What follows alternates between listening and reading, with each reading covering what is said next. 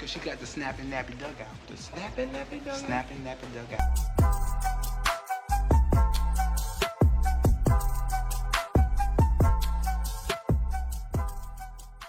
Welcome to the SnappyNappyDugout. It's your boy Joe Green hosting this new thing that we're about to bring to the light. Definitely appreciate everybody about to be tuning in with us, man. We're going to see what we get popping. Hey, man, I got my one of my right hand, one of my mentors, good friend, big brother, somebody that I got a lot of love for in the building with me today to jump this first podcast off. So welcome to the SnappyNappyDugout. Give it up for my partner, Mr. KEYNON Lake. My man, Joe, man, this is awesome, bro. I'm excited to be here, man. You don't even know. Oh, for sure, man. Appreciate you definitely, man, for coming through, bro. So we're going to I guess we go ahead and get into it, man. We're going to get into this and get this podcast started. And again, it's a SnappyNappyDugout. You might have thought it was going to be something else, but it's going to be what it's supposed to be around these parts. So, yeah, so... Man, I can't stop smiling, man. This is nice, bro. This is really nice, man. I'm so proud of your growth and everything that you're doing, man. This is nice. Yeah, appreciate it, bro. It's pretty dope, man. So, yeah, let's get to it, man. So, I know you created My Daddy Taught Me That. So tell me about what's the big plans or what's some big moves that's going to be happening in 2023 with My Daddy Taught Me That? Oh, man. So 2023, man, I think, Joe, we've been rocking, and let me express this. As much love as you, and I appreciate the introduction, man, but I got just as much love for you as well. You are my brother for real. So much love, man. But, we've been pushing for a long time in a lot of different areas. The thing that I'm excited about in 2023, what My Daddy Taught Me That, are the connections that we have. We have formed a coalition of men to really start backing the program and really being behind supporting our youth and stuff. So being in the schools, shout out to Asheville City Schools, Asheville City School Foundation, all of our, United Way, all of our supporters and everybody who's made this possible. I'm excited about not only the partnerships, but, we now have a track team. Shout out, to Ricardo Howard, a.k.a. Trick, and also, George Redmond and all the other coaches over there. We have a fatherhood program now. Shout out, to Michael Hall. We have Stephen Smith on board. We got Kev Moe, Kevin Ellison. So, can't leave out, Daniel Young, a.k.a. Turk. Really, Terrell, of course, the two golden children, I should say, and D'Angelo and Bates. Mm-hmm. So we have men, man, who really are supporting and getting behind our program. One of the big things that's about to happen in 2023, the city's about to give us a building. Mm-hmm. So let's get a clap for that. Yeah, for sure, right?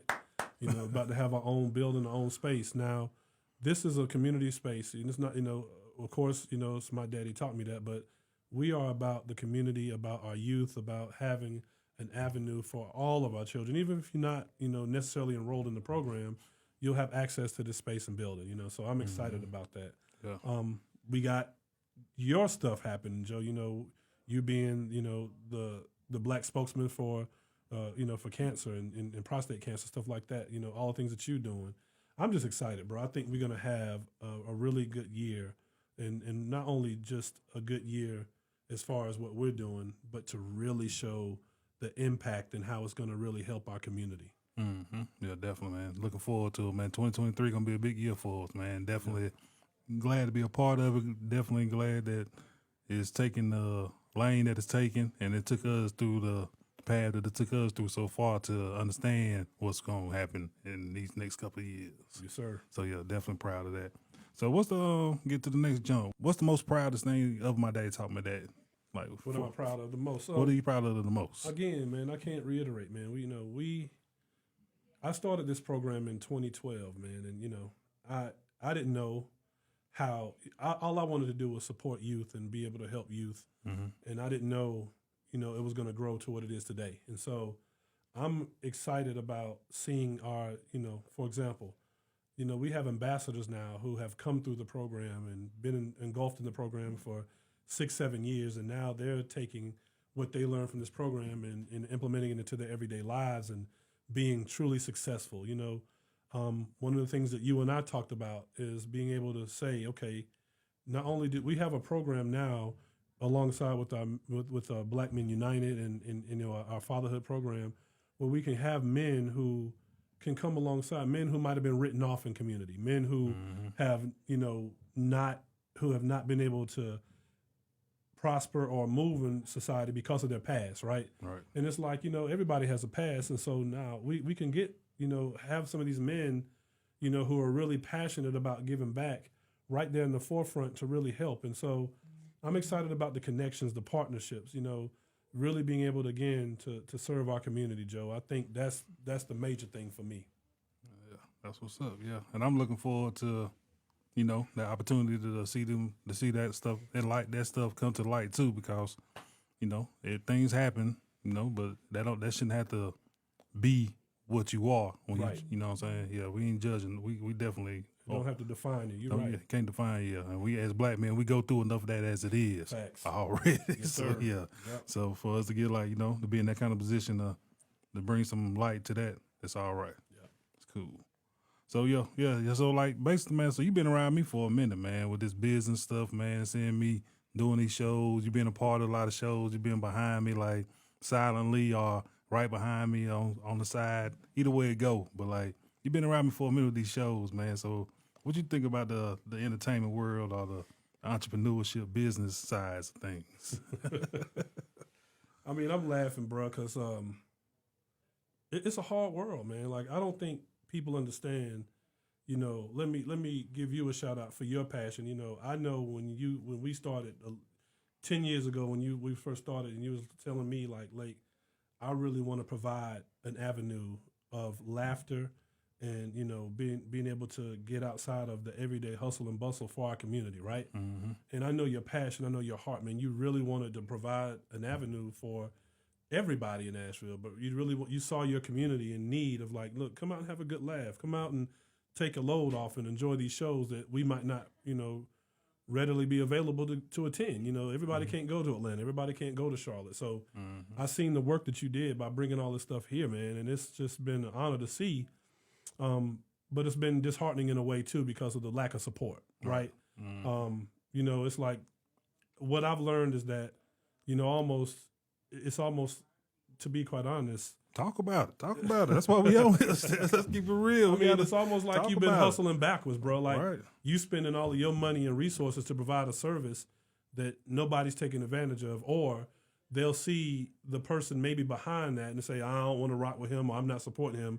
I'd rather go see the same exact show and pay twice as much to go to Charlotte or Atlanta, and it's like, why would you not support, a brother, one that is a native of Asheville, one that's trying to provide an opportunity for here. And let's be clear. I mean, we all do things to work and make a living, but it's not like you Kevin Hart. It's not like you making millions of dollars. Well, Joe got it. Nah, this man is trying to provide for his family like the next person. And so it's been hard for me to watch your passion, see the light inside of you.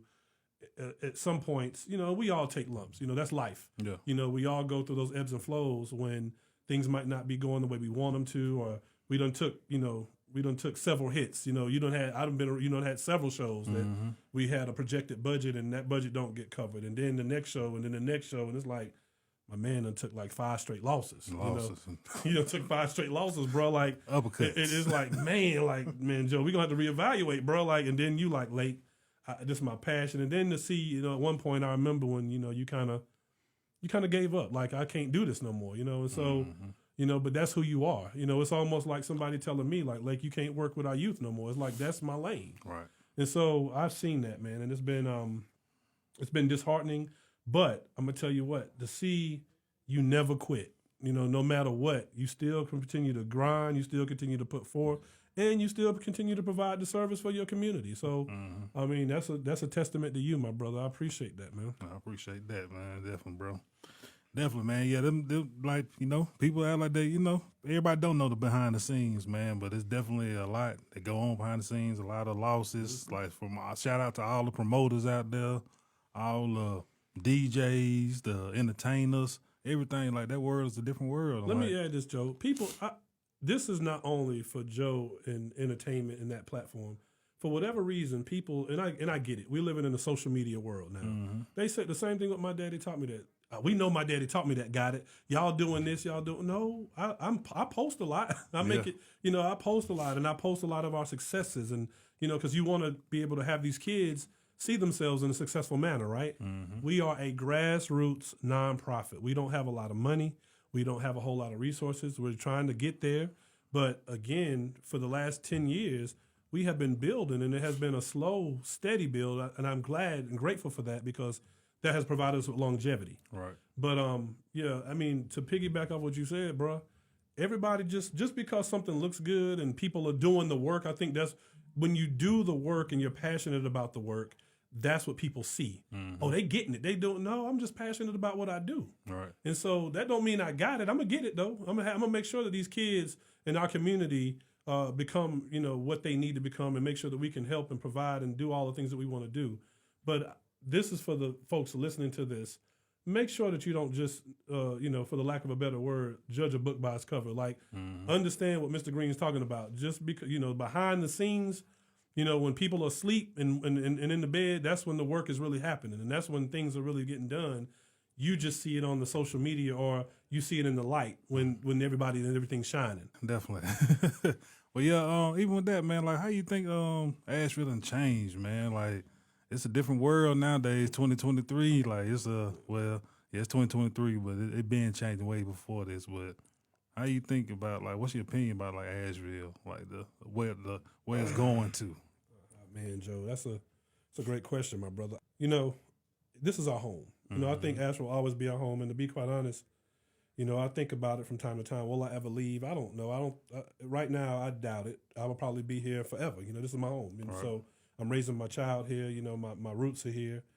But Asheville has changed, and I'm going to be honest. I don't know if it's changed for the better or for the worse. And what I mean by that is, we talk about the disparities and the struggles, not only with black and brown people, but with people as a whole living in Asheville, not being able to afford to stay here, being priced out of a community that, that was once your home and you grew up here. And so, there's a lot of good and bad, I would say. Growth is good. Being able to, see growth is great. But to me, when the growth is, again, not for the people is a problem. And then I'm not just talking about, what I mean by that is this. You can't price out natives or a population of people or a certain race or a group of people because that's the way that the economic chain is moving, right? We know that, you have to be, compete economically with other cities and other towns and other states and all that kind of stuff. But what happens to the folks who blood, sweat, and tears who have done, yeoman's work to remain here and have to work 2 and 3 jobs just to make ends meet? I don't think that anybody should have to be subjected to that. And so, again, I think that, some of the growth is good, but also I think, and then you also got to look at other things that we don't even think about. Look at the land structure of Asheville. What makes Asheville is that we're in these mountains and we're surrounded by, the beautiful mountains. And so with all of the construction, with all of this, can that change the dynamics of, the way that Asheville, the climate of what's happening with Asheville, So there's a lot of different things, man. I think I'm kind of torn. The growth is good, but at what cost? At what cost? And who is the growth good for? For. Facts. Yeah, who's it good for? Like, so, yeah, because it's definitely been a different world, this, even looking at this coming from all the angles we coming from, too, and the entertainment angle, it's definitely been a different world to view it as, so. And especially coming out of COVID and all that, too, like, just all that. Yeah, so. We talk about this every day, Joe. We look at, how the traffic has changed, and we know they're working on the highway and trying to expand that. But, I think Asheville probably would have done better for itself if they had fixed the infrastructure before opening the door to invite the entire world in, So now we're caught. But it is what it is, man. The world's going to continue to move with or without us and with our opinions, dog. Money made the world go around, bro.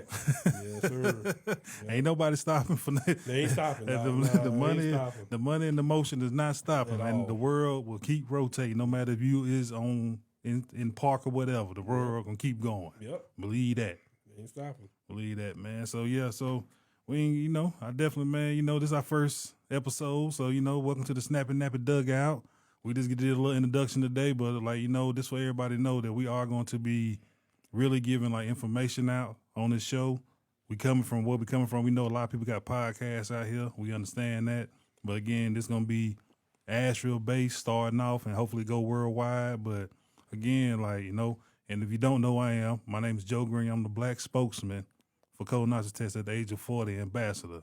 So again, when I say that, that means I'm in the fight to change the numbers, get them lowered from, they came down from 50 for people to get a colonoscopy test. They at 45 now. I'm trying to get them lowered because even like I'm 40. I'm 42 now. I was diagnosed. I'm 42 now. So I was diagnosed when I was 40 with cancer. So I've been fighting for 2 years now. And, you know, if I had a way to list of the numbers that they give out for people to go get tested, I'd definitely wouldn't have made it to see 45. So my mission is definitely that. But I'm going to use this platform and all other platforms we got to spread this word about colon cancer, about how to prevent it. I got ESSL, early screening saves lives.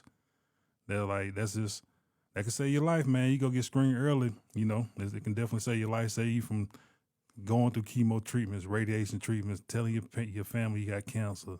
A lot of different things you can, you know, help you out in life, man. This is for getting screened early. And everybody, I ain't saying run to the doctor every 5 minutes, but, you know, it's time for us to get checked. Black people, out. we got the highest rate. Yeah. We got the highest numbers. We dying from colon cancer. We got the highest numbers, period, in that department. So that definitely means we ain't getting checked out. So we got a couple of things that we're gonna be doing coming up, and we're gonna be giving opportunities to come and get tested for free and get information for free. So I hope y'all take advantage of this stuff. Again, welcome to the Snappy Nappy Dugout. Blake, appreciate you, my brother. Let me add this, JoJo. Like, so check this out, man. Y'all really take heed to what my brother's saying, man. He has been fighting and has done a yeoman's job, you know, not only saving his life, but he's trying to save numerous lives, you know, hundreds and thousands of lives. We got to do this, and as a result, so let me let this plug in. I got to say this weekend, Saturday is my 46th birthday. I'll be 46 on Saturday. I'm going this year, before this summer, to get my colonoscopy test to make sure I'm good.